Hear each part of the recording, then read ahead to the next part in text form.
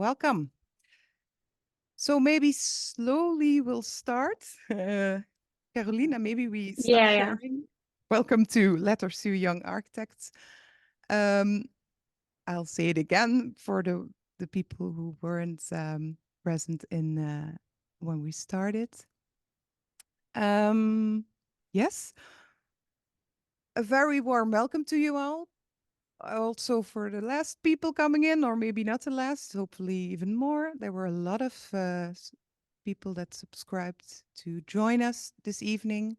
Keep sharing where you're calling in from in the chat. It's very nice to see. Thank you. And also feel free to keep the chat alive tonight. We won't see all of your faces who attending, but you can join in the conversation and share your reactions through the chat. So please keep it going. Ghent, Rotterdam, yeah, we see it. Great. My name is Evelien Pieters, and I welcome you on behalf of PAF, Platform for Architecture and Feminism from Belgium, and also on behalf of Architectur kollektiv from Germany. And that is where Caroline is from. Yeah. I think Jan just pinned me, but maybe you can put Caroline on a bit larger now, because Caroline, could you maybe introduce us to Architectur kollektiv shortly? Yeah, sure. So a warm welcome from our side as well. My name is Caroline Steffen, and I'm an architect from Germany. And I'm the founder of Architektur Kollektiv, which is an online platform and community for architects and designers. We do interviews with people from the architecture field and beyond. So we interview people who often work on the intersection to another field, which we find very interesting. And we are especially interested in people who are just about to start their practice. We want to know how they do it, how they come up with it, and what their first steps are. And we also promote exchange via industry-specific media, such as books, film, or podcasts. And we recommend events and exhibitions. And with this event, we host our second online event as well. And we initiate our own projects, such as the project Letter to a Young Architect. That's why we are here today. And we initiated it last year, and we thought it would be a nice project to invite people to talk about it. And yeah, we reached out to PAF community, and that's how this event came live. So we are a team of two. It's me and Emily, and unfortunately she will attend a little bit later today. Yeah, because she's busy with other things. So yeah, we are a team of two, and I welcome you all here. And I would pass the word again to Evelyn. Yes, great. So Caroline will also be our co-host tonight. And but before we start, I would also shortly like to introduce PAF to you, Platform for Architecture and Feminism. Maybe not everyone is already familiar with PAF. We are building a feminist architecture community where women and anyone who feels connected to the issue of gender balance and diversity in the architecture sector can share their experiences about our sector and explore the underlying structures and mechanisms and discuss ideas on building a more inclusive sector. And we do this by organizing events. Our events are often live conversations here in Antwerp, in Stadsforum, where I'm now, who are also very kindly hosting this evening and are hosting most of our events.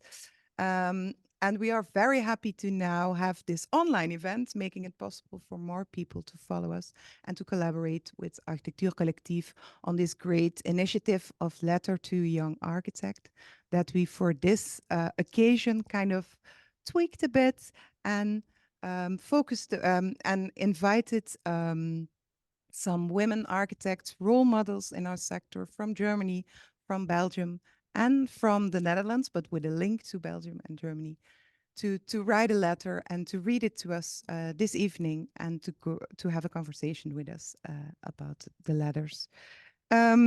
So we're very happy to have you all with us. I think it stopped now, everyone coming in. But if you haven't shared yet where you're calling in from, please do so in the chat.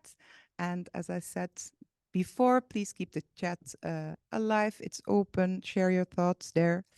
In this week, we are in the week leading up to International Women's Day. So that's also the occasion that we thought would be a great occasion to kind of celebrate women architects and role models in our sector, but also to maybe have them see a different side from them and have some different conversations with them.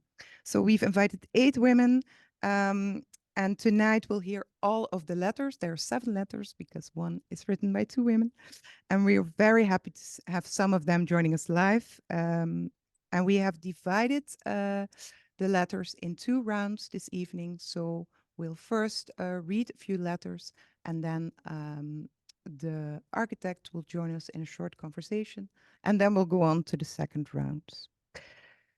While the letters are being read, you can also read along if you choose to do so, and you can find all of the letters on the website of Architectuur Kollektiv.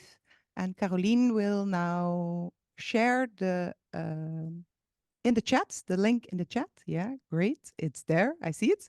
So if you go to that link, you can see all of the letters. And if you prefer to do so while they are being read, you can read along, follow along there. And also while they're being read, you can share questions in the chat that we can come to after when we have some time for conversation and questions. Caroline, maybe you can show us shortly what the link leads to so people know. Yeah, of course. So we specifically created this part of the website for today, for this evening.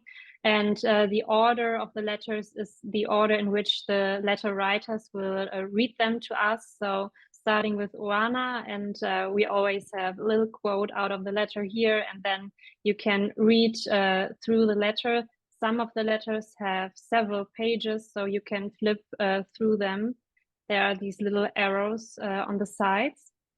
And yeah, you can just choose however you like it, whether you want to read along the letters, sometimes it helps, or whether you just want to lean back and listen to them being read out. Yes, great, thanks. So if you haven't yet, grab your favorite drink. Great. So I address my letter to young female architects, but should there be any men among the audience, please listen. It's I think it's valid for everyone, not only for female architects. So, dear young female architects, you cannot imagine how eagerly I anticipate the day when I no longer have to specify female before the title architects.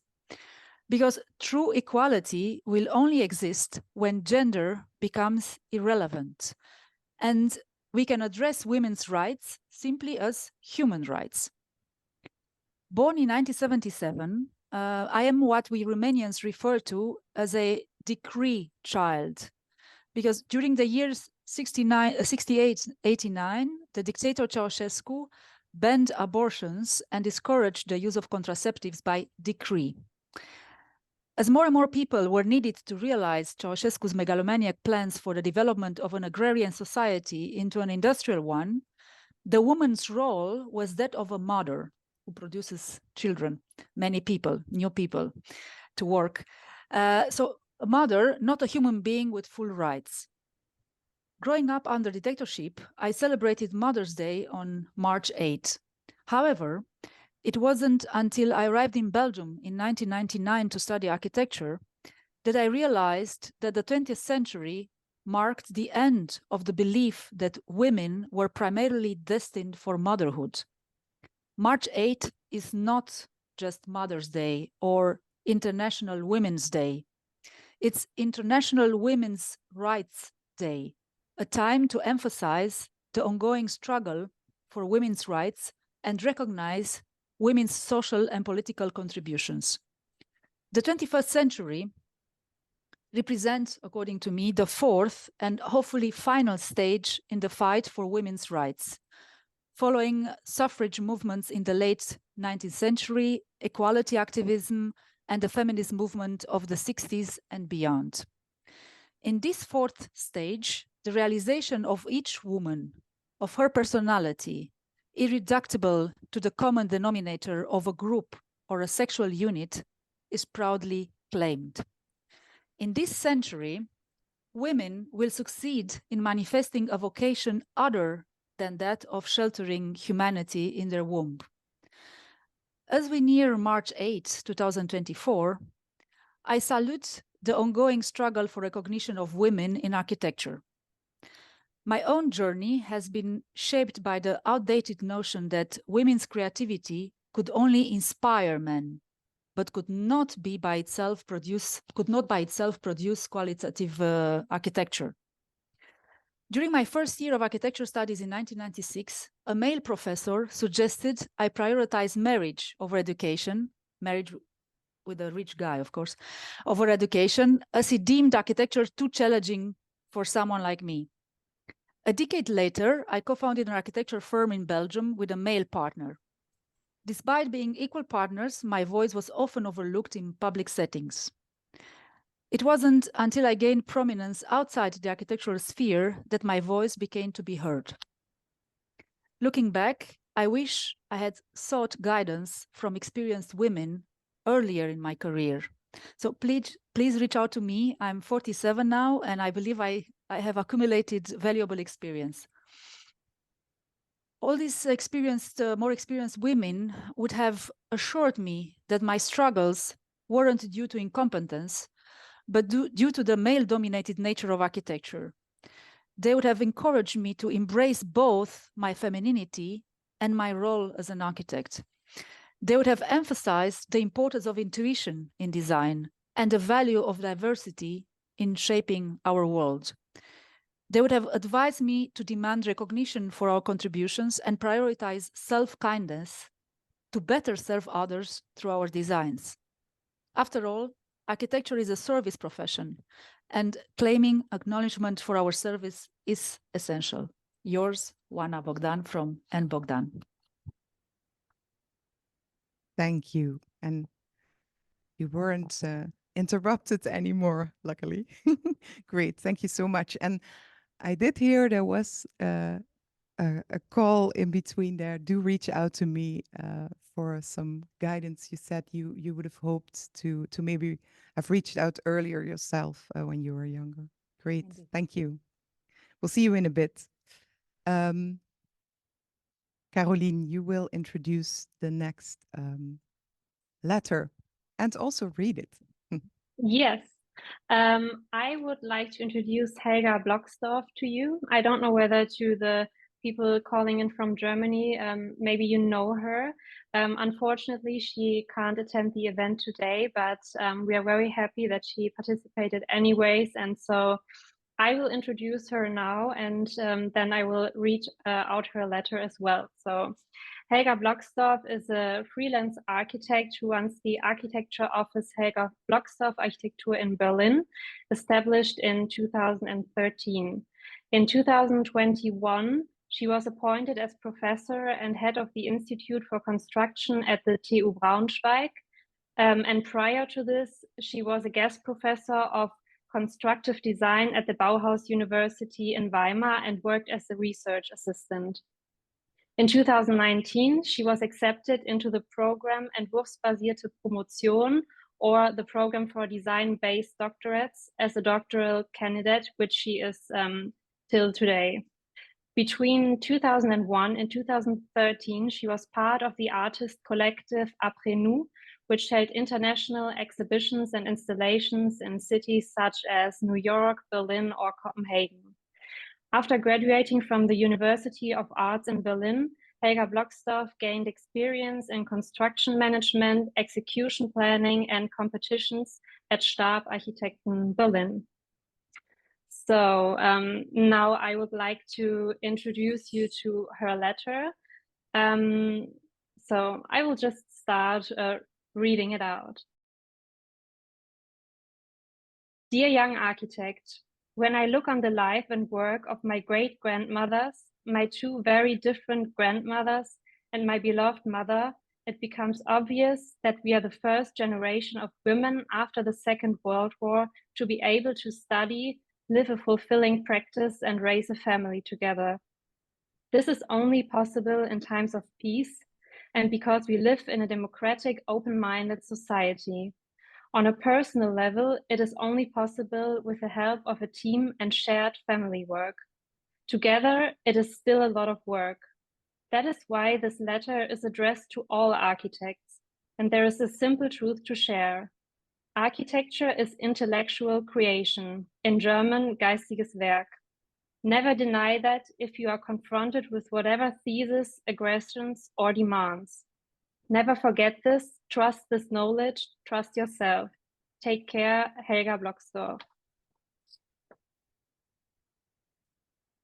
Great, So, thanks. Very nice to also have this a bit of a historic reference there, and that just like the letter Oana wrote. Yeah, we're going on to the third letter and the last one in this first round. The letter that is written by two women, by Els Claessens and Tania Vandenbussche. And Els is with us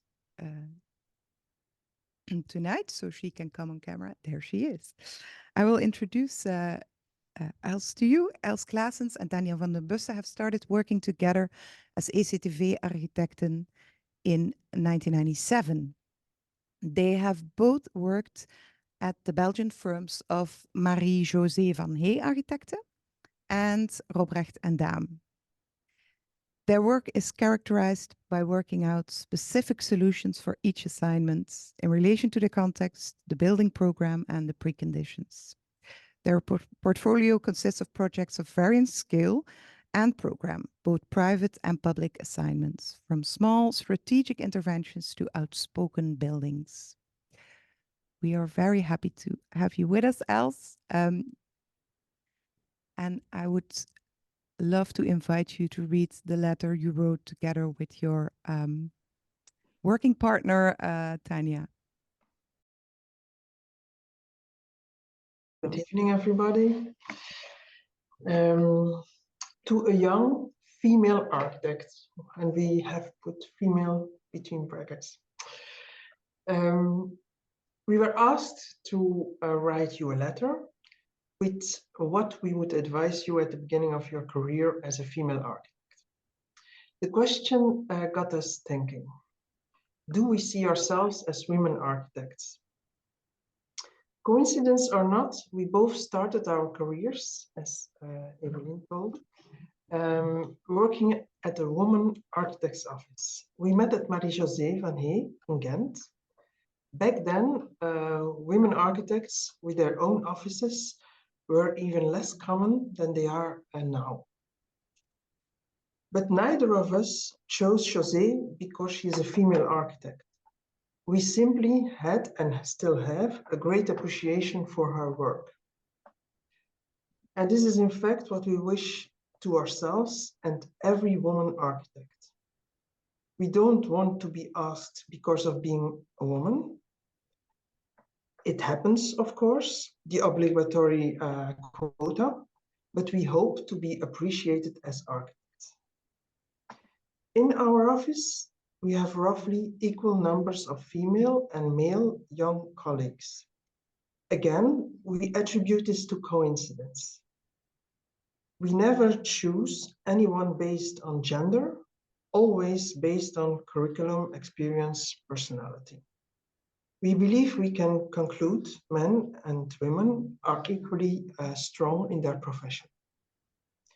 We do like having a balance, still the obligatory quota, because we want to motivate everybody, including women, to go for the job.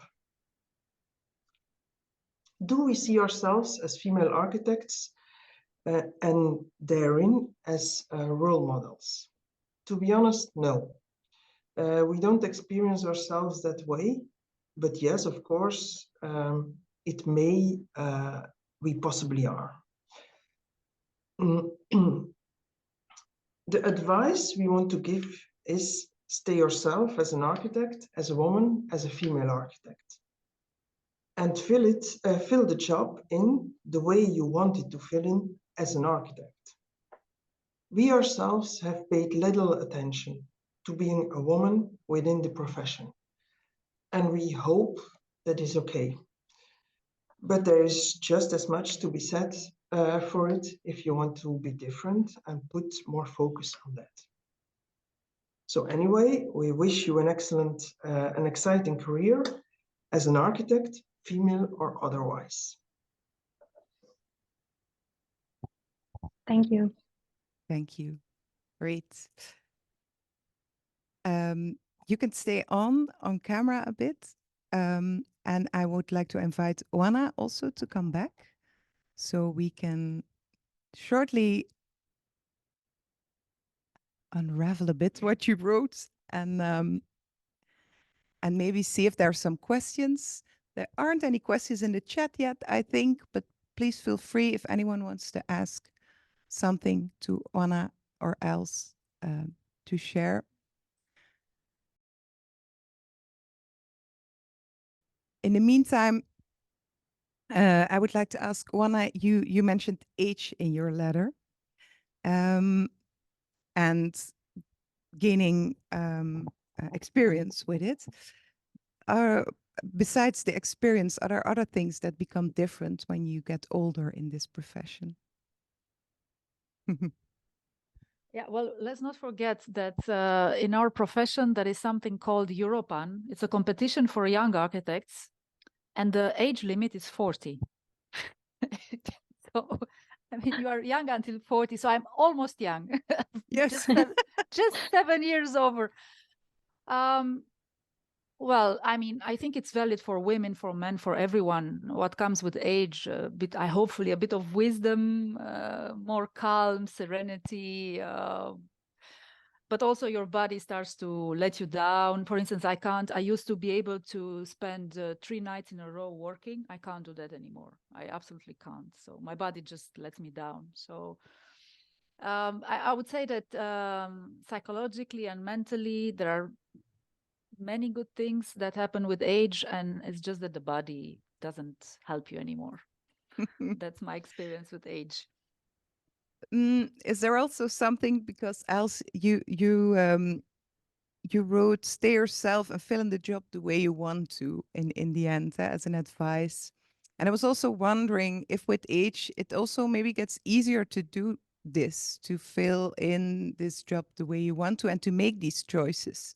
How do you reflect on that? How do you come to that point to be able to do it the way you choose to do it and to be able to do that? What comes with age, I think, is, or what disappears maybe with age a bit more to the background, is, well, the lack of self-confidence maybe, and a lot of doubt. And that is more comfortable if you are a certain age, I think, if you can leave that a bit more behind. And that's... Yeah, leave the self-doubt behind. I'm very happy for you. In my case, the doubts, I don't know, I have the feeling that it's growing, but... No, but there are doubts about filling in the profession, and there are doubts about the profession itself. So the doubts in the way to fill in the profession, that disappears, I think. But the doubts about projects and about the work and so on, it stays, of course. Yeah, that's... Yes. But I think that's a good thing, no? Like, I fully agree with you on that. Yeah. Yeah, but although it sometimes seems in our sector there isn't too much room for doubts, I sometimes get the feeling, or for kind of second guessing. But you have to allow doubts maybe within the team and within the process of working, but you do not always have to show it, no? Yeah. Yes, of course, that's a difference. That's also something, the letter of Helga Blocksdorf, who unfortunately couldn't join us herself tonight, but we of course heard her letter. She also mentions this, like it's only possible to do this profession well with a team, but also with a shared family work, to share work in your team and to share work in your family. Is that something you recognize or you agree with? Yes, of course. It's a demanding job, eh? Yes. But yeah, there's very often told something about the family life and combining the job with the family life and so on. And then Tanya has this simple comparison also. If you have a bakery, it's as tough as having as being an architect, I think, to combine your profession and your job. It's not so particular. I think it's a tough job, architecture on itself, but it's as tough for women maybe as for men. Of course, there are women who have it more difficult than other, maybe, but I don't want to say that it is really more tough being an architect as a woman as for a baker, eh? Yeah. To combine so the family. yeah, for you, that was also clear in the letter, of course, this gender isn't an issue. Or you don't see it as making a big difference. I think in your letter, Oana, that there was a bit of a different take on that. And you mentioned the responses you sometimes got during your studies, I think it was. Is that something you still experience, or that has been a big part of your career? No, not anymore. Since a few years, I think the perception of the others of me has changed. As I mentioned in the letter, it's just because I had some activities, let's say, outside the profession, and all of a sudden I became smart overnight, let's say. So people consider that I'm smart, but also having an office with a male partner, of course,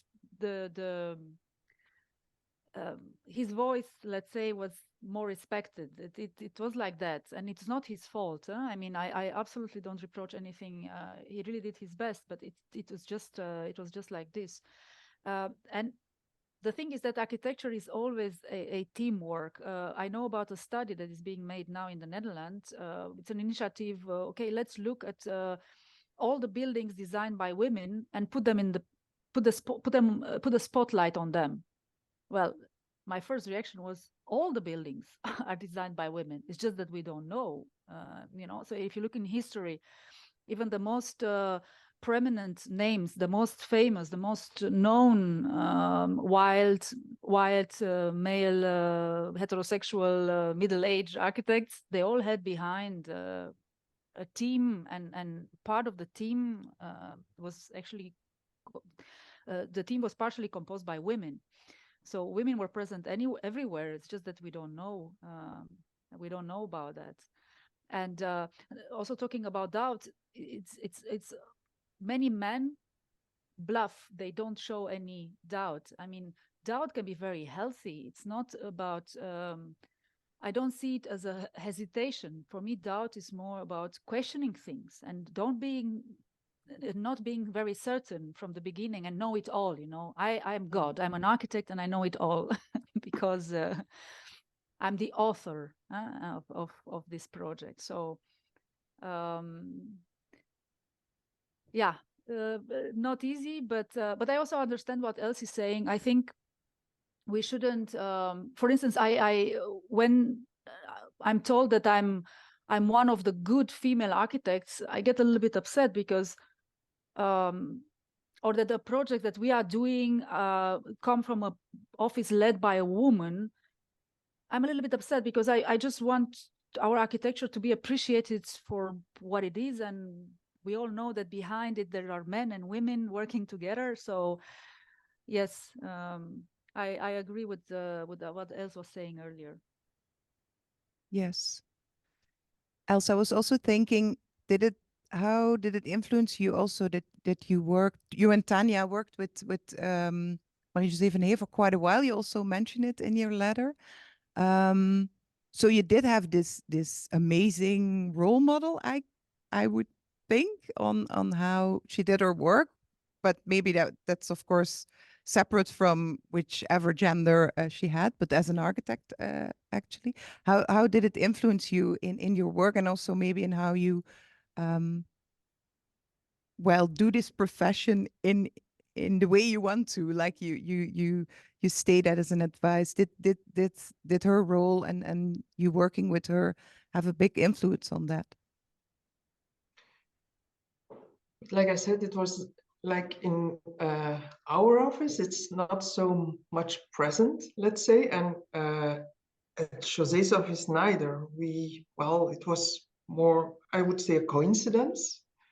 Maybe it wasn't there, but it was not so. It was not an issue, in fact.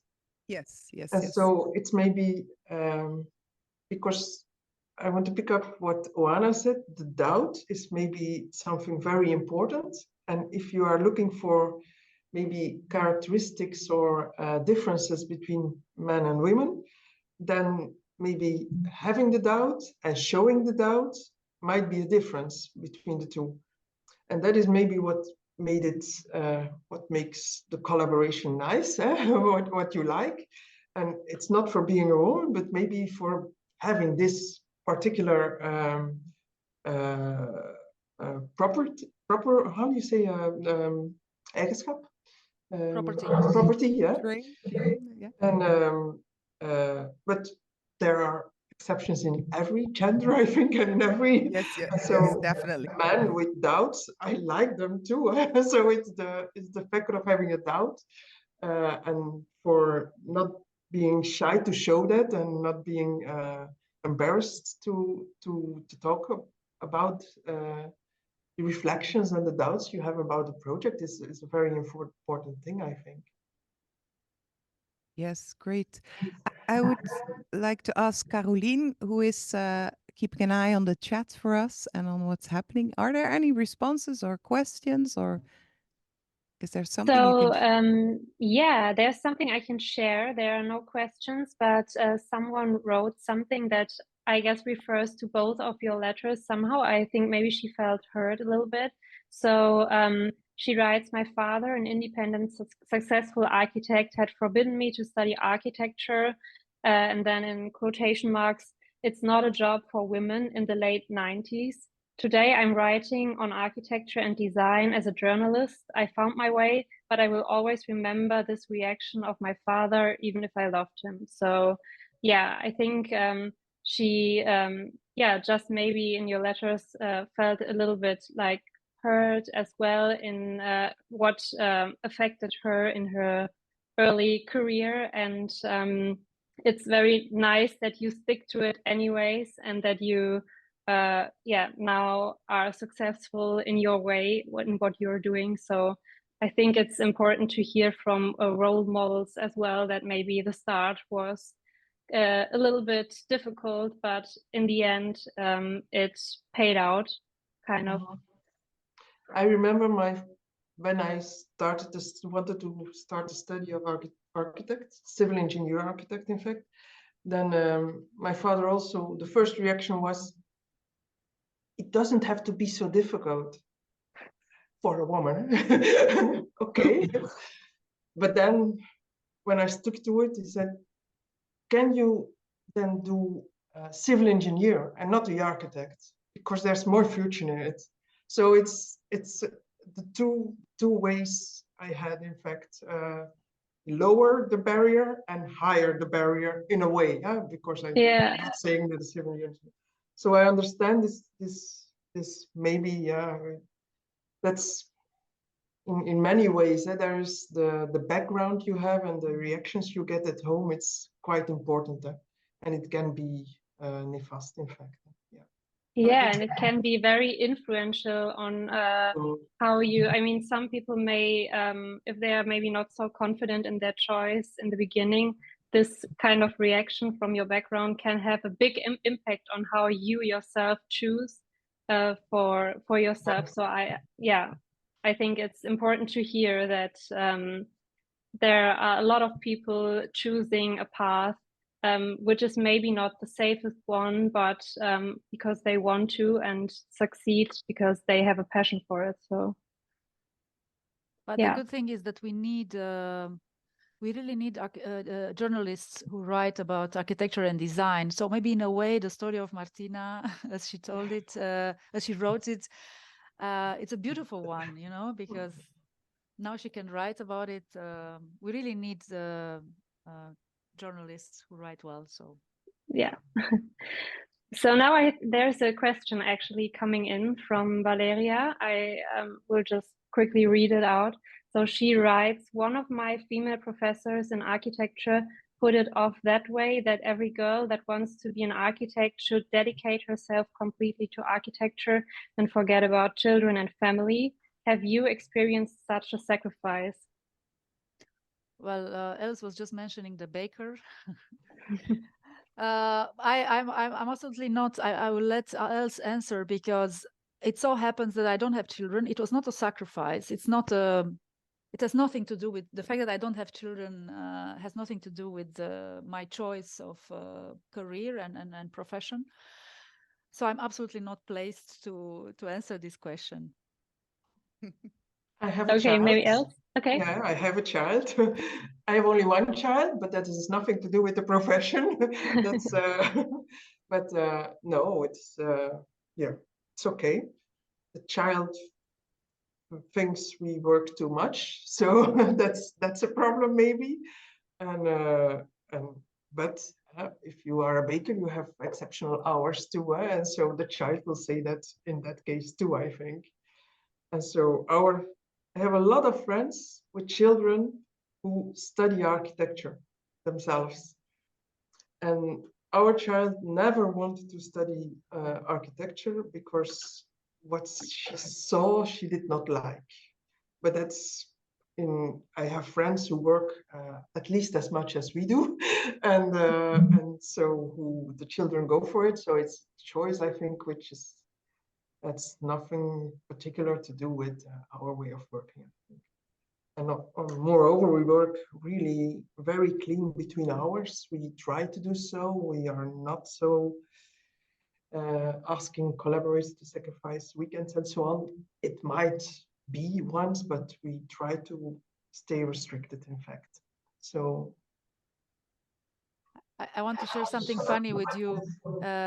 Do you know why I became an architect? Because it was not my choice. I was doubting a lot about the direction. My mother, she studied literature at the university, and the faculty of literature was just across the faculty of architecture.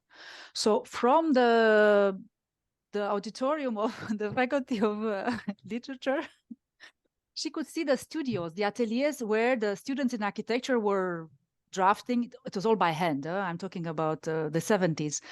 And with the windows open, all smoking, of course, girls and boys, with music loud. And she liked it so much.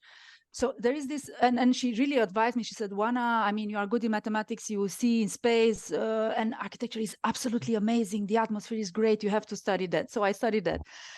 But just to say that there is this aura of our profession. I think much more than I encounter much more troubles because of this aura that our profession has as being extremely artistic and easy, and you make a sketch and then the building is there and you are paid lots of money. I have much more troubles with this perception of the others about our profession than I have with the difference between how women and men are treated in our sector. That's a bigger problem. I will not say that there are no let's say discriminations between women and men in our sector, but this perception of our profession as being something completely different than what it is, and having a lot less responsibilities than what we have, that's for me a much bigger problem. And that's a problem for men, women alike, and whatever pronouns you have. So, yeah. Yeah. I see there's one more question coming in for you, Els, but I know you have to leave us, so I don't know if you have time for this question, and I don't want to make you miss your next appointment. Okay, this one question, and then I. Okay, Yeah. Caroline. Okay. Yeah, I will just quickly read it out. So Marie asked, you mentioned that you don't want your project firm to be chosen just because you're a woman, but to have more female architects in the future, we also need more examples now to show women that it is possible. So in that sense, it seems good to put female architects more in the picture and give them more chances. How do you see that? Maybe else I'll let you first. Yes. Okay. I want to give an example which I find very strange. There is this, in Belgium, there was this Wikipedia writing sessions that the female architects, they get an ID on Wikipedia. And because there is esteemed to be less known, which is correct, I think. In history, there are a lot of female architects which are less known than male architects and who have made more interesting works, according to me. But then, for instance, you have, I don't know if you know the NOAH firm in Belgium, 2 male, 1 woman. And then there's a Wikipedia page about the woman and not about the male. The 2 males, and I find ridiculous, let's say, if I exaggerate a bit, because it's the firm that is important and not the woman. And so this vice versa discrimination, that is that I regret, in fact. But of course, if you think about getting chances, and so the quota and so on, they are important because you have to have quota for juries and so on, for instance, and for the more governance jobs, because otherwise it doesn't change. But that doesn't mean that a project in a competition has to be chosen because it's done by women architects. It should be chosen because it's a good project. I don't know if it's an answer, but yes, I was I was referring to let's say recognition. So just to give you an example, there's this publication, 100 Women Architects or in Architecture, something like this. Is a publication showcasing women architects from all over the world, and I got invited. I got interviewed. It took a lot of time to have it published. Okay, so it was published, and of course, yeah, I was very grateful for that. But then my comment was, I wish we live the day when there will be these books. I don't know, 100 practices in the world, and then many of them, if not half of them, are led by women, but in an organic way. I mean, that you don't have to put a quota on that. That is just quality, because we women, we can deliver quality. I mean, there is no doubt about that. There is no difference on that level, according to me, between women and men. We all together can deliver quality. Where I think we should push, indeed, is, as Els said, in making sure that sufficient women are representing us in important positions. You know, in governance, in juries, I often say that I'm chairwoman of everything, because, of course, for instance, in a country like the Netherlands, they push this maybe sometimes a bit too much, because lately it's only women who take the role of chairwoman. It is true, it's in the cultural sector, so it's not a lot of power. I don't think it happened there where there is a lot of power, you know, to see many women taking an important role.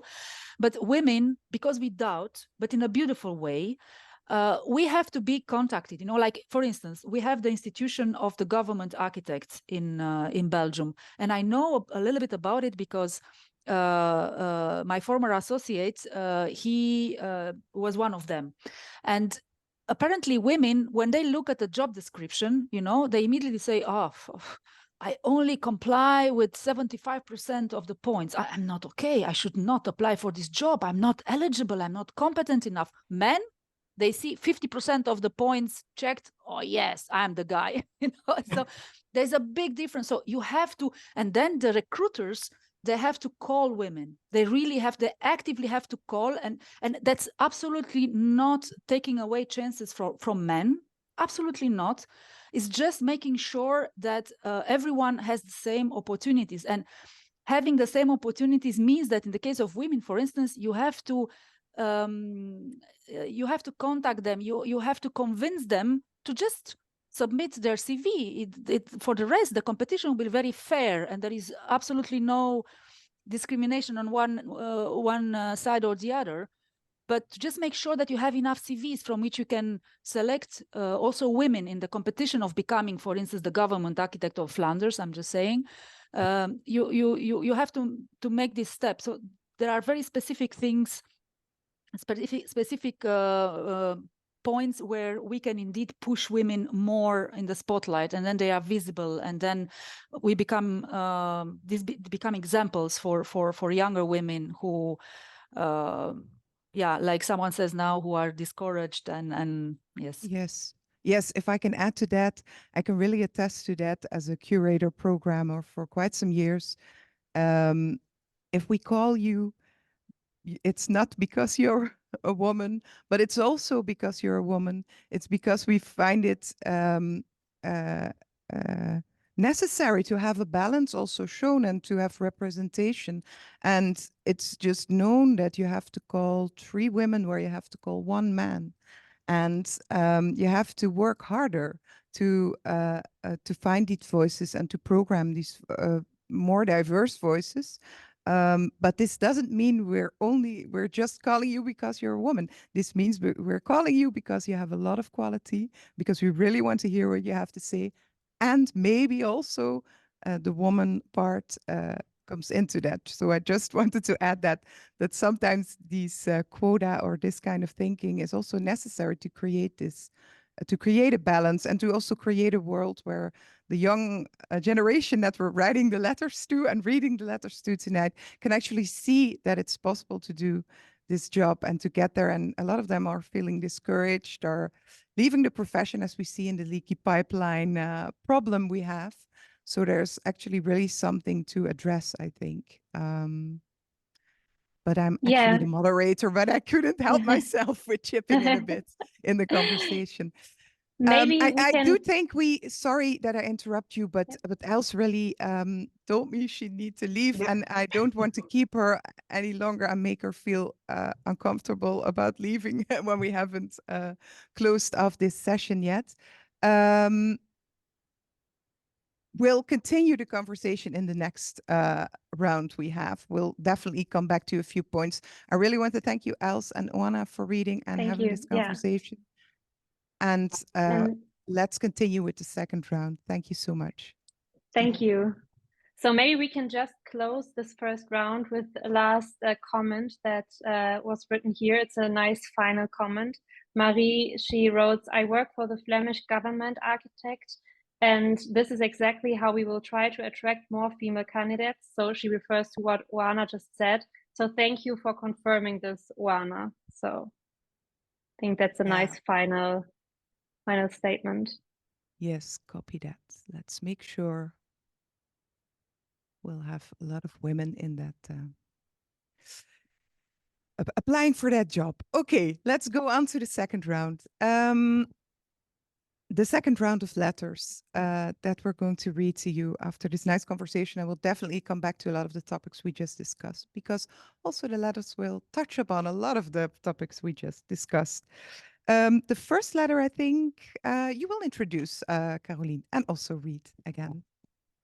It's a letter by Jacqueline. Karpa, yes. Okay, unfortunately, Jacqueline, she wanted to participate, but there was something coming in between, so she can't be here today, but she wants to greet you all, and I will introduce you to her and then read her letter. So maybe some of the German attendees already know her or follow her on Instagram. She runs the account Der Weibliche Architekt, and she studied at the Münster School of Architecture and has been working full-time as an architect in Münster since 2017. In February 2020, she founded the platform Der Weibliche Architekt to give young female architects courage and inspiration, and at the same time to draw attention to the challenges young women face in the architecture profession. On the platform, she shares articles and quotes, exchanges ideas with the community, and draws attention to female architects and their work in order to show young female architects possible perspectives and inspire them. So Maybe we will now, before you start reading, sorry, I want to ask someone here if they could repost the link to the website where everyone can read along if they want, because maybe some of you haven't, or maybe you can do it, Caroline, or someone I can here. do it, yeah. Oh, Oana has done it. Okay, thanks for all the help. Okay, So if thank you want to read along, you can go to that link and all the letters are there. Yes, Yeah. sorry. Okay, so Jacqueline writes, "Dear young," and female is crossed out, female architects. "I'm sitting here thinking about what I would like young women in architecture to know. And at this moment, my words and thoughts for you are the following ones. Just go for it. Go out, be brave, prioritize yourself and your needs, strengthen self-love and self-consciousness, and make your own experiences. Because making your own experiences is essential for your individual learning and growth.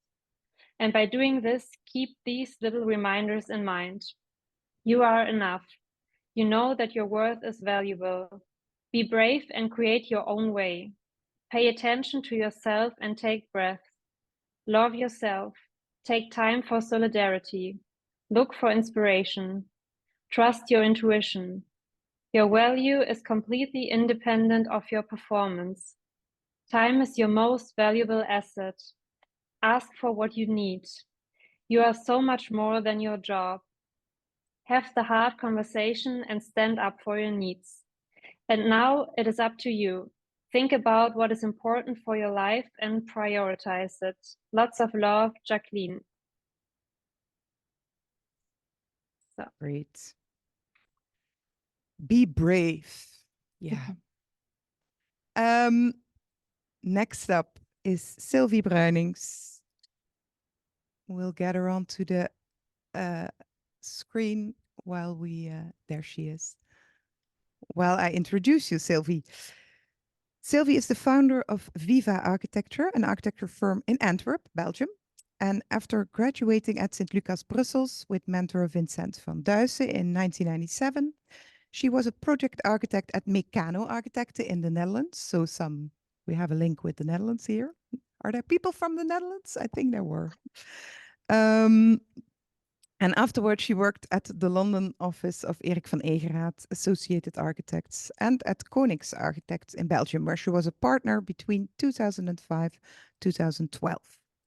She was a member of the board at the BVA, Professional Association for Architects, this is, and at A+ Architecture in Belgium, the magazine, and more. And an alternate council member of the International Union of Architects until 2023. I invite you to read your letter, please. Thank you. I first actually wanted to write a letter to my younger self, but once I finished, I thought I can actually write it to every architect. So I wrote it for everyone. Dear young female architect, it just feels like yesterday that I started my architecture studies in 1991, and an exciting time filled with creativity and fresh opportunities, but also filled with lots of challenges that seem to particularly affect women. Looking back, it seems like we've only just begun to break through those barriers that women face in architecture. When I started my studies, the number of women in architecture was considerably smaller than that of men. This lack of equality was not only noticeable in the ratios, but also in the treatment we received. Comments like, shouldn't you be better suited in the kitchen, were unfortunately not uncommon, even in a creative environment where openness and tolerance would be expected. Even during my academic years, there were moments when I felt that my input as a woman was not taken seriously. It seemed like our voices were less valued and our ideas were sometimes dismissed as inferior. Sexist remarks were sometimes laughed off, but it was far from pleasant. Was this normal? No. Did this happen daily? Fortunately not. Did I accept this? Yes. Did I want to accept it? No. After graduating and entering the professional world, the same challenges continued to trouble me, whether it was in Delft, in London, or 6 years later back in Belgium. As a young architect, I faced a constant struggle to be taken seriously and to make my voice heard. It was a battle that I didn't always win, but it made me stronger and it taught me never to doubt my self-worth. During negotiations and meetings, my opinion was often ignored or downplayed simply because of my gender and age. It was a discouraging experience that nevertheless motivated me to work even harder and prove that women are just as capable as men, if not more so. Fortunately, I had the privilege to have mentors who believed in me and supported me. This gave me the courage to keep on going. What I quickly learned was that I could never go into a meeting unprepared, so that I was aware of everything and could answer almost all questions. With the knowledge of the dossier, I had already tackled one aspect where they couldn't criticize me. I still do this now. It commands respect on one hand, and on the other hand, it makes me more confident. Life gets better at 40 in every way. You know better what you want, especially what you don't want. Do these things still happen? Yes. You arm yourself against this behavior, you prepare yourself, and you ignore people who don't respect you. Now that I'm older and have gained more experience, I find that my voice is being heard more and my opinion is increasingly respected. It's reassuring to see that progress is possible, even in an industry that is often dominated by tradition and conservatism. But despite all the challenges I've experienced, I remain determined to continue on my path and to continue contributing to the world of architecture. As the founder of VIVA and as an architect, I'm proud of what I, together with my mixed team, have achieved and determined to be an inspiration for other women walking down the same path. A wise teacher gave me the message at graduation, don't lose your soul. Important, especially in architecture, keep going for what you stand for, keep doing what you love, not always easy, but when things get tough, I think of this and I'm proud that after almost 30 years, I haven't lost my soul. So one of the most important lessons I've learned is that respect for yourself and others should always come first. I also pass this on to my team, because without respect for each other, for the clients, for all the parties involved in projects, we cannot achieve anything together. So take care, believe in yourself, respect your surroundings, and have fun. Lots of love, Sylvie. Little note for the future self, girls, regularly check your boobies. Thank you. And thank you for that extra advice. And also I remembered life gets better in every way at 40. Woo to that. Thank you so much. We'll see you in a bit. We're continuing with the next letter. Unfortunately, Mechthild Stoelmacher couldn't join us tonight, but she wrote also a great letter, and I've asked my colleague Erin to read it for us. First, I will introduce Mechthild to you. Mechthild is the one with which is the most linked geographically between in our collaboration. Mechtel Strohmach was born in Germany, studied music and architecture in Germany and the Netherlands, and graduated from TU Delft in 1992. After working at several renowned firms in the Netherlands and England, she founded Korte Knie Stoelmacher Architecten in Rotterdam in 2001, together with Rien Korte Knie. Between 2021 and 2023, she was a visiting professor at TU in Berlin. And since 2023, she has a position as a professor of practice at the KU Leuven in Ghent and Brussels, so in Belgium. So Mechtel's letter will be read to you by Erin. I have the honor to read Mechtel's letter. It's a long one, so keep up with me. She wrote this letter in Rotterdam on the 4th of March. And she says, "Dear young colleague, at the request of the Dutch website Architekt, I recently elaborated my thoughts on the core of our profession in a text entitled Habitability as a Criterion. The text is a plea for the appreciation of our profession inside the box and is addressed to my known and unknown colleagues, so also to you. What I would like to add is the following. Find your own heroes. In the very first month of my studies, I happened to hear a lecture on an unknown Swedish architect, Sigurd Lewerentz. He became my personal hero for decades. It was only much later that he was rediscovered by many. I was deeply impressed by what I saw, the unity of material, space, and structure. Very pure and very simple. This unity has always stayed with me, became guiding for my work, my path, my first publications, and all my and later our designs, even though very different heroes were celebrated, published, and imitated at the time. Then, collect spatial experiences. Wherever you go, you perceive space. Why are things the way they are?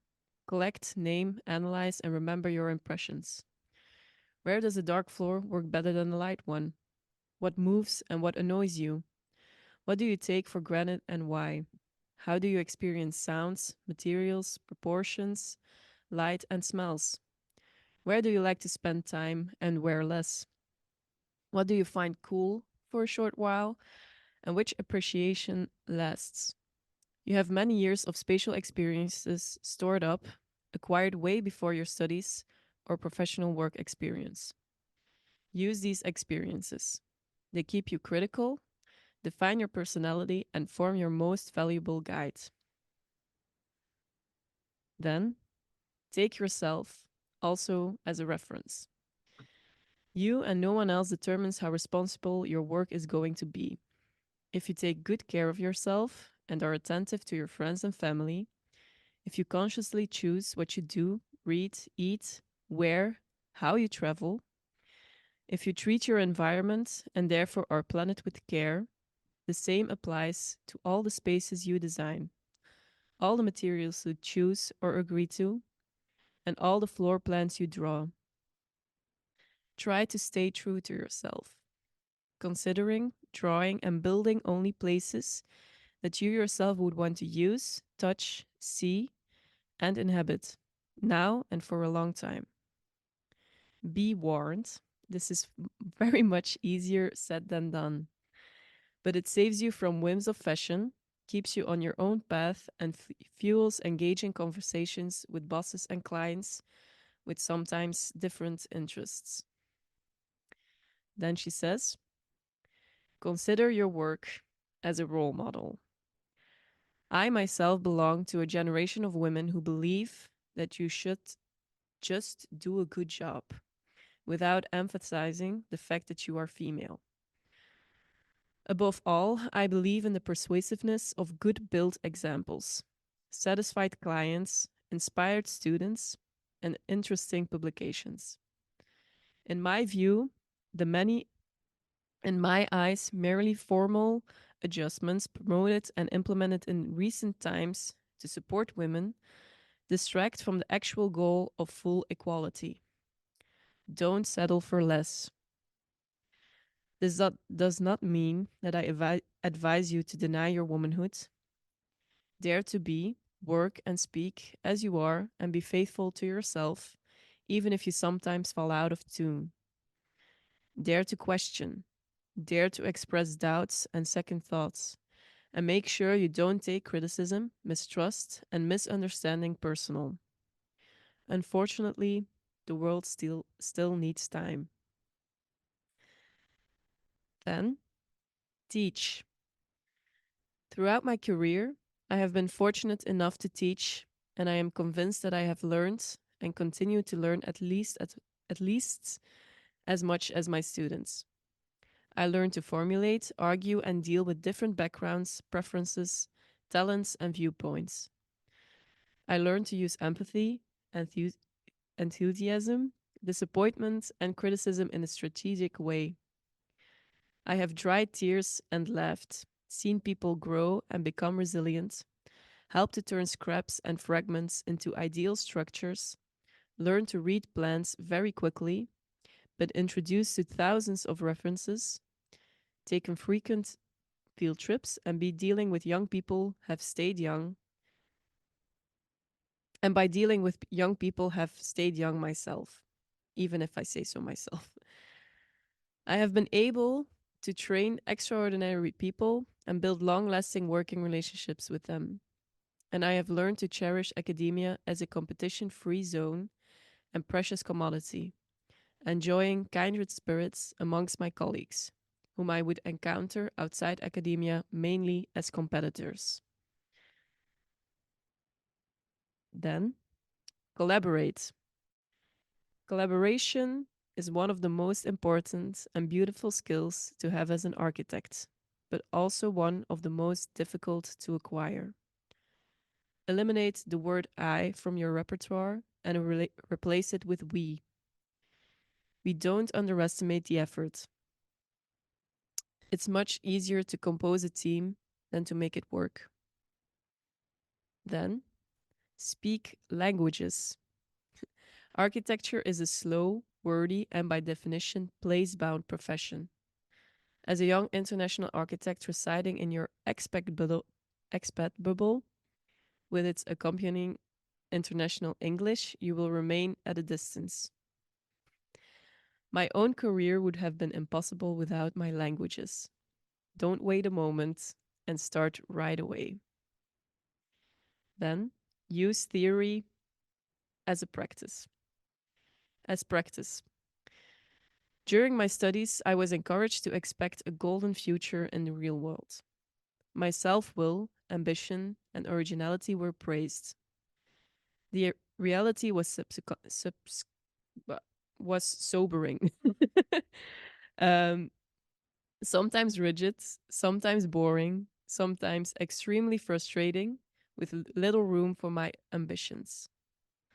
That I kept believing in myself anyway had to do with self-initiated work on publications and research, together with colleagues, friends, and other enthusiasts. While doing, I learned to write, analyze, and contemplate, and became acquainted with special colleagues, their work, and their ideas. To this time, I owe a wealth of skills, experiences, and a broad frame of reference, all of which helped me to take advantage of the scarce opportunities that reality eventually offered me later on. And then, respect your responsibility. What is the ultimate goal of a good architect? Good spaces. Spaces, inside and outside, define our lives and concern us all.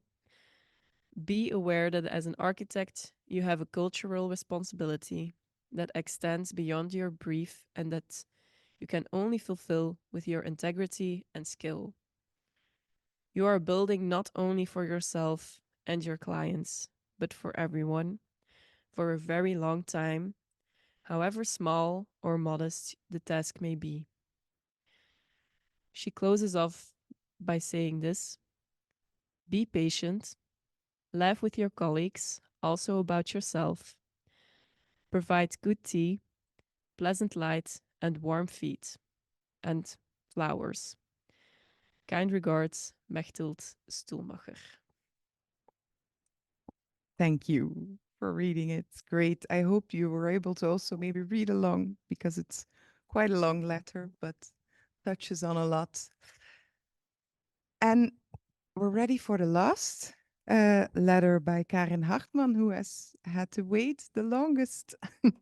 And Caroline, I think you will introduce Karin. Yes, before I introduce Karin, I just want to say that all the letters that we are reading tonight, they will stay on our website and will be as well published on the PAF community website. So if you want to read a few parts of it again, you can do so, and yeah, they will stay there for you. So now it's Karin's turn. Sorry that you had to wait till the end. I'm sure a lot of you already know her through her book Schwarzer Rolli, Hornbrille, or in English it's Black Turtleneck, Round Glasses. I'm sure a lot of you already read it. I did. If you didn't, then you should maybe do so. Karin Hartmann is an architect and author. She writes, speaks, and researches on architecture and urban planning from an intersectional feminist perspective. Karin Hartmann has worked as an independent architect at stakeholder level and as a consultant for building culture at the Federal Institute for Research, Building, Urban Affairs and Spatial Development. She is a member of the Association of German Architects, the BDA, and first chairwoman of the Career Network and Professional Association Architektinnen-Initiative NW. In the winter semester 2023, she was a guest professor for the Claiming Spaces collective at the Vienna University of Technology. With the contribution Unlearn Architecture, Karin Hartmann is a co-author of the anthology Unlearn Patriarchy 2, which will be published by Ullstein Buchverlag in March 2024. So I give the word to you now, Karin. Hello, everyone. It was very interesting to listen, but very difficult not to talk. So I will first read a bit. Yeah, and you can then share your thoughts on the first conversation in the round as well. So feel free. Okay. Young female architect. Someone asked me if I could write you a letter, but I have no idea what to write. What do you think? Do you really need advice? Some people at my age think they know what younger people have to do. But when they were younger, they thought advice from friends was stupid and wanted to make own experiences. So did I, and I still don't believe in advice. I believe more in dialogue. A good conversation has to do with interest, especially a good conversation, a dialogue with yourself. How well do you know yourself? Take a look. Who are you right now? Where do you live and why? What does a good life mean to you? What do you eat and why? Which people are important to you and why? Do they listen? How do you live? What does relaxing means to you? How do you learn best?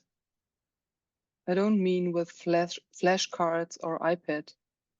I mean, how have you gained the most important insights about your life so far? So, what does this inner dialogue has to do with architecture? I'm not coming up with body, house, street, city, or with, yes, know your needs. After all, you have to plan for others, for all. Or that's the way to achieve the very best results. No, it's about self-love. I don't expect you to become just anyone. an architectural personality, a great click worker, someone who follows through. I believe that you are someone and always have been. People may come and want to make something of you. Maybe they see potential in you. Or maybe they don't. They think you're not a good fit you don't fit in. When this happens, you can be sure you're just right.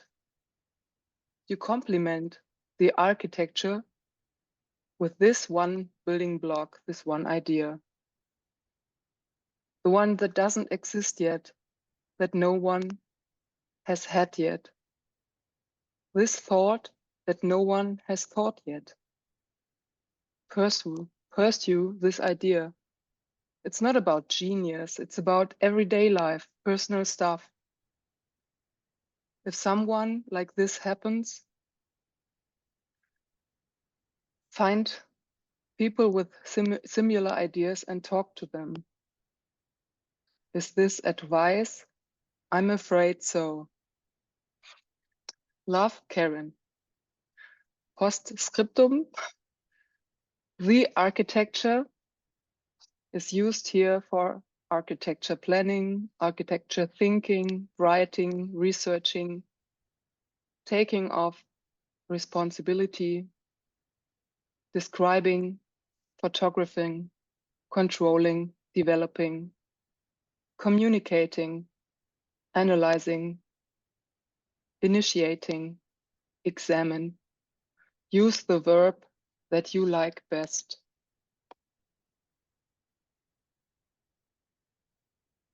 That's it. Thank you. Would like to ask Sylvie to also join us again. And we can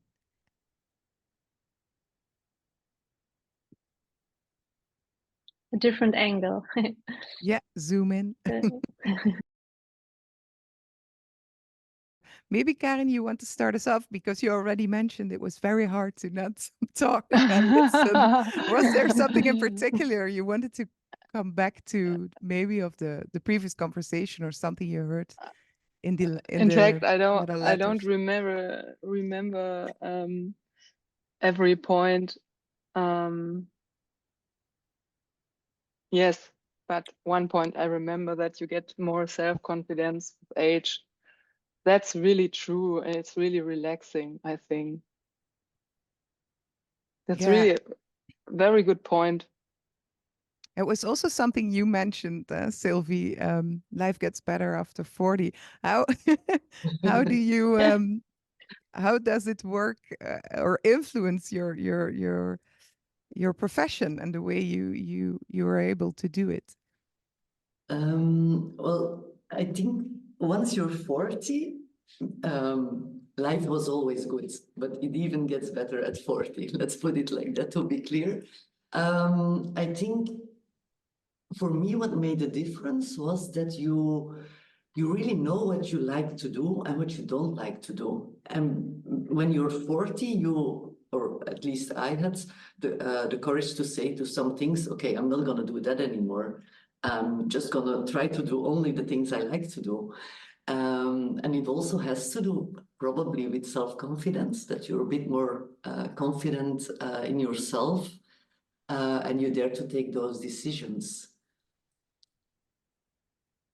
Now I'm excited to get 40.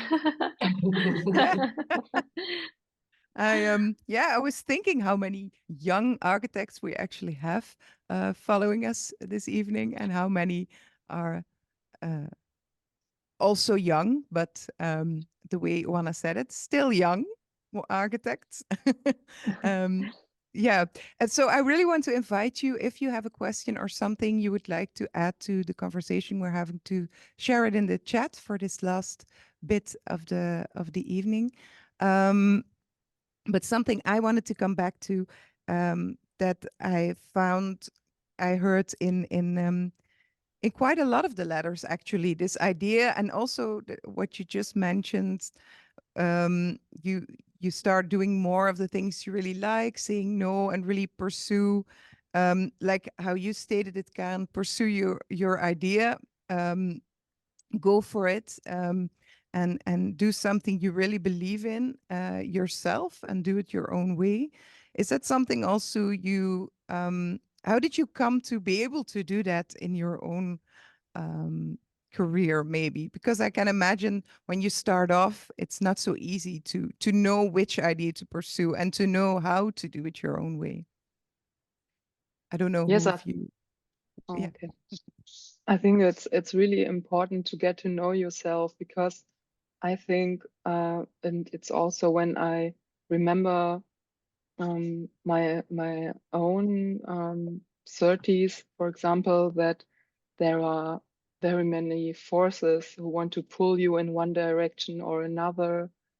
And yes, and I also see it in quite a few younger people, that it is not so difficult to be young in this generation now, Gen Z, for example, and yes, to decide what to do. I think it's even more difficult than for me, for example, in the 90s, because of the climate crisis, for example. And so I think it's even more difficult to stuck with yourself, because you're together with yourself your whole life. That's who you are and what you have. And it's very good to have a good relationship to yourself and to follow your instincts a little bit. Yeah. Do you want to add something to that? Yeah, I actually I agree. I think it also has to do with get to know yourself. Because what Karin says is it's true, you get pulled in one direction, then you maybe in another. And in a way, it's good that you get pulled in different directions, so you can make out for yourself what you think is important. And you need time to come to that decision, and to have the time to decide, okay, that's the route I want to go, or that's my main important thing that I want to pursue. That's important in architecture for me, but also in life.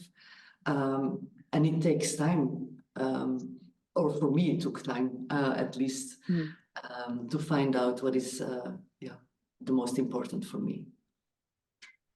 Yeah. I see a question coming in that's maybe going. I wanted to go to a different topic, but maybe then we can better do the question. Caroline. Yeah, so Martin, she asks, does the notion life gets better after 40 count especially for women or also for men? It is a general notion. Why is it pointed out tonight? If it's a general notion, why is it pointed out tonight? So for me, it was a personal notion. So I I don't know if it counts for men. I suppose so. But I think in my experience, the way I wrote my letter, I can say that after 40, I felt more at ease, just because I knew myself, I knew what I could do, and I knew what I wanted to do. okay. So I would have a question maybe to Evelyn, if that's okay. So of course.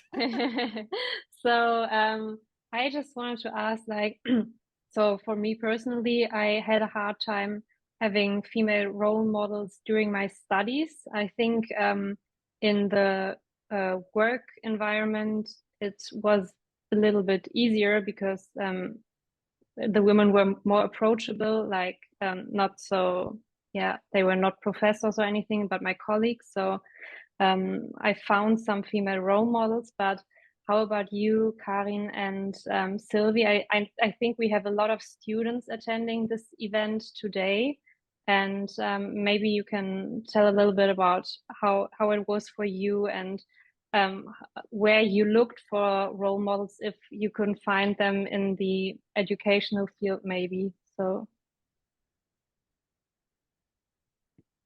Yes, in my case, there were not very many women and no professors, but the women who were there I had a quite, I don't say narrow relationship with, quite neat. Mhm. And so there were not so many, but it was more important to get to know them, I Mhm. think. But as I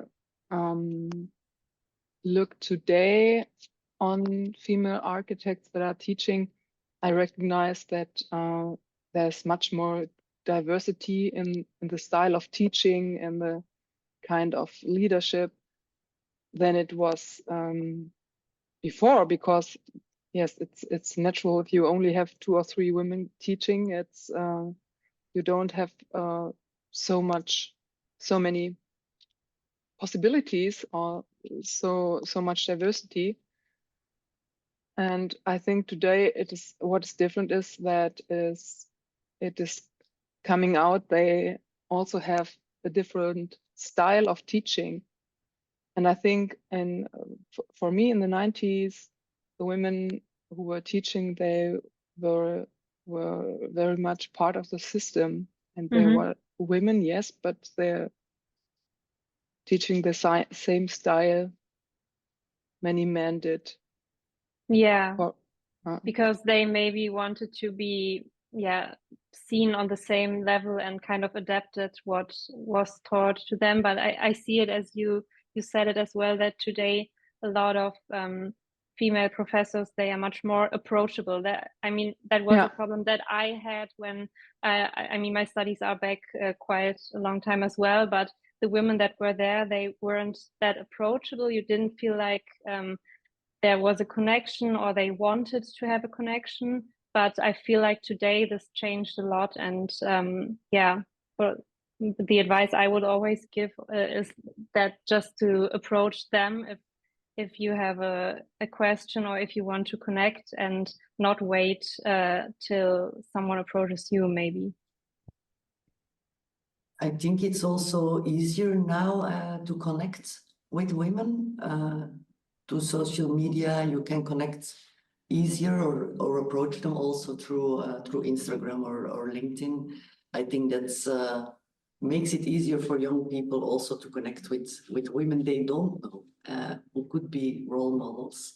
Because I remember also when I was studying, there were, I think, maybe 2-3 women who were teaching. So, and I think my role models became actually the first women I started working with because I learned a lot from them, and because they also approached me in a quite open way. And maybe that's also what Karin is saying, that they also teach maybe different now, that it's not the old system anymore, and that everyone starts being more open also in school. Yeah. Yeah. I would like to also link back a bit to the discussion we were having before about being a woman in this profession, and the women we were talking with before.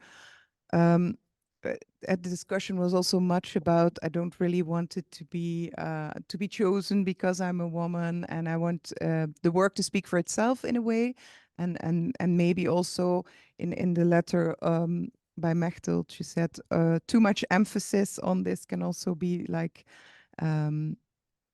in the way even of maybe true equality.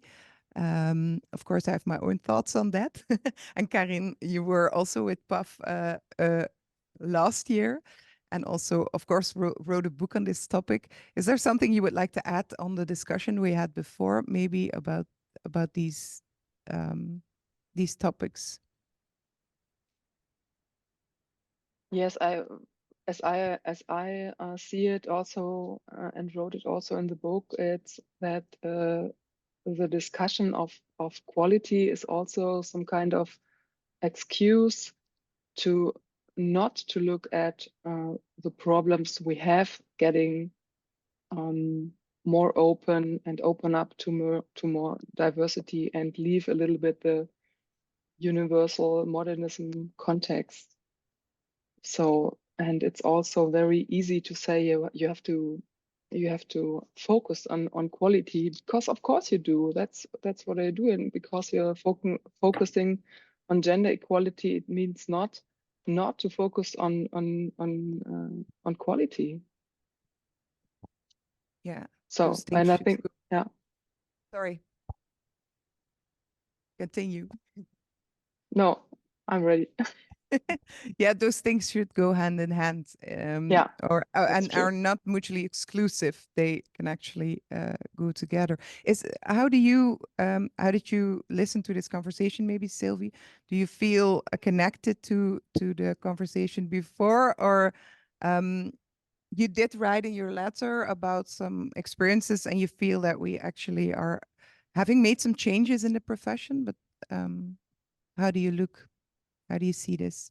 I think for me, I see that if I look at the younger generation, but I said before also they're more open maybe, or it's easier to be more open than in the end of the 90s when I started working. I'm gonna say actually something else. What I think is quite a topic is that it's what we said before. Also, you have the female architect, and I'm not really seeing myself as the female architect. I'm a woman, yeah, I'm a female architect, but not the female architect. I think I do my job like all men do. I think I do it. Some things may be different, but I think men also do things different from each other.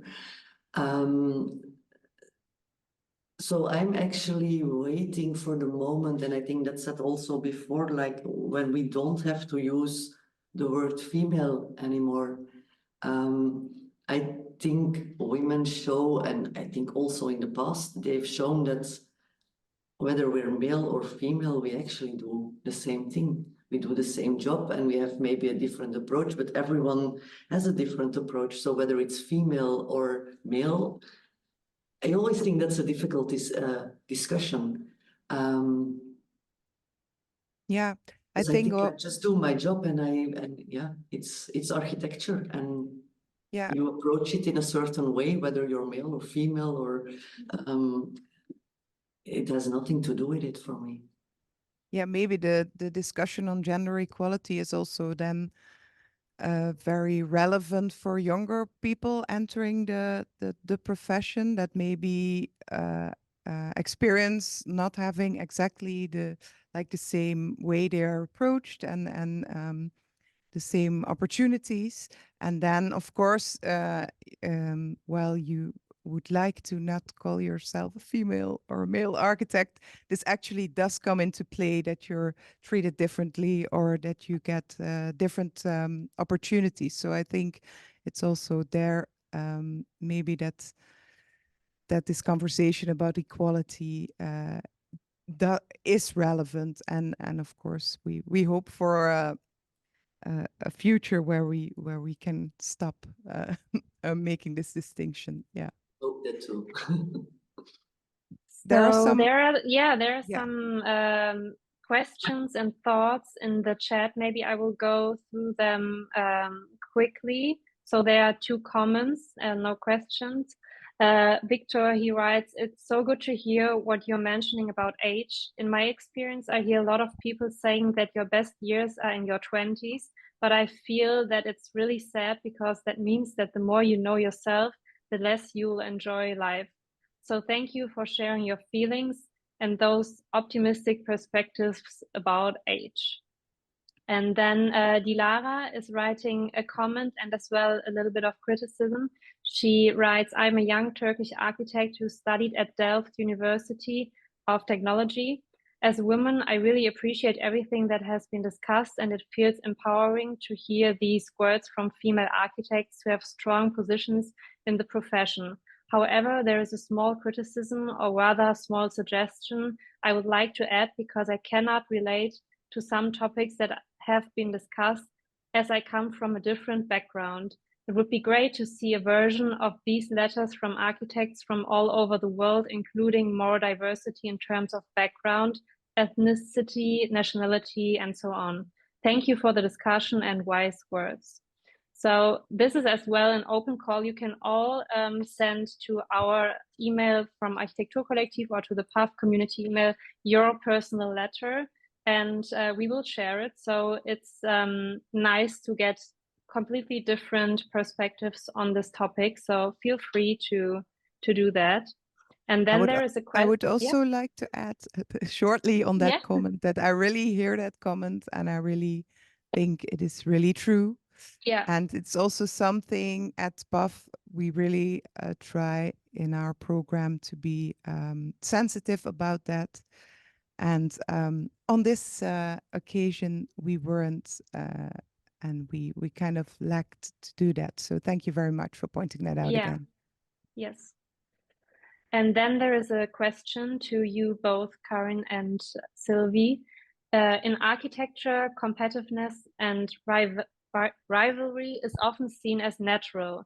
Mechtel says in her letter that she experiences a non-competitive environment in teaching at universities. Do you have examples or experiences how you coped with these as female architects or as architects?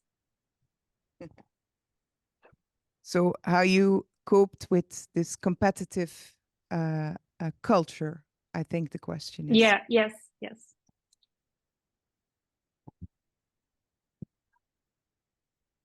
Or do you experience Should I begin? Yeah. Yes, as you know, I'm not an active architect anymore. I'm a writing architect now. But I analyzed competitions very long for 15 years and organized them. So I know very much about planning competitions. And I absolutely agree that it's not natural. It's also, it's like running, winning, competing. All these are things that we normally expect liking boys and not girls. So it's one very good example how male coded the profession is and how it is really entailed within the profession through history. I know the competition, I don't know how old it is, I think as an instrument 120 years or so. So I think it's a very good example that these kind of male-coded things are a very deep part of our profession, and we have to deal with it. And to deal with it doesn't mean to be the same as men or as boys, but to find our own ways to deal with it. We actually don't do many competitions. So that's one. That's one way of dealing with it. Good way of dealing with it. we do a few a year, but not too many. And it's always fun to do so because in a way doing a competition I think is very good for your team because they have to work together and it's we don't always, I also do like Els said earlier on, we work on regular hours, so we don't do a lot of overtime. If you do a competition, you sometimes have to do overtime. You have to work together and you build your team. So it's also sometimes good to do a competition for within the office to make your team stronger and to go for something together above all projects. But I also read the question a bit different because I could also relate to it in saying that architects always want to be the best. And in my opinion, that's not always necessary because what is the best in architecture? I think that's a question we sometimes have to ask ourselves because the best is not always the best design or the most beautiful thing because it's also very subjective. And I think maybe that's a rather important thing in architecture. Like, yeah, how do you say something is the best? or how do you describe it? What are the points or the topics you have to relate to have the best architecture? Because sometimes maybe a not so good project through a process can become the best project, but you don't always see that in the beginning. So I think that competitiveness, it's rather, yeah, difficult thing to describe, because sometimes people want something or want to achieve something, but it's not being the best. I don't know if that's clear what I'm trying to say. Yes, yes, it is. Thanks. Yeah, I also found it interesting how you said maybe competing in a competition actually makes room in your office, at least, to kind of strengthen the collaboration and the team spirits. So I do find it nice that it's actually about collaboration again then. And I think that's the perfect antidote to the rivalry. But of course, it's still a given that it's really, as you say, architects want to be the best. There's some ego also coming in there with some architects sometimes. Yeah. You also talked about overtime, and I think we're going quite a bit overtime. So I think we have to see if we can wrap it up. But I saw there's one more question. Yes. I haven't read it yet, but Caroline, there's is it something to be the last question, this one maybe? Yeah, I think it's a nice final question by Laura. She writes, "Hi, thank you all for your words. You are all inspiring. I do want to ask you to reflect on your position as founders of firms. You created your own company and maybe female-friendly environment, but I do feel there is this big gap between founders, mostly men, and so many employees. There are so many strong, capable women not in driver's seat who I meet on a daily basis, but I really want to hear, see, celebrate. Oh, there's another one. I really want, really want to hear, see, celebrate them way more often. I see them leave when aging, becoming a mother, imbalance, private life, and so on. So I think the question is she wants to have your thoughts a little bit on how it was for you to found your own practice and maybe struggles or what helped you to be so confident to do that. I'm not sure if I was that confident at the time that I started my own practice. I started it at, I think I was 40. It had more to do with wanting to do what I like and not that much in starting my own practice. I think it was, that came second. But what I do think is important, and what I read there is that some people, other employees or are not put in the picture. I think you can't have an architectural practice without your employees. If I don't have my employees, my office is nothing. And maybe they're not put in the light that much. I try to do that sometimes, but it's true that I'm the person people see. I'm the first person often they talk to, but my team is extremely important for me. So I think I took the how do you call it, the step to start my office, but I need my team to have VIVA architecture. So for me, they're as important as I am, if not more. Yeah, that's beautiful. And I think not sometimes maybe employees lack their bosses to speak up about this, because not a lot of owners or founders maybe would say it the way you did, even though it's the truth. So I think it's helpful for people to hear that.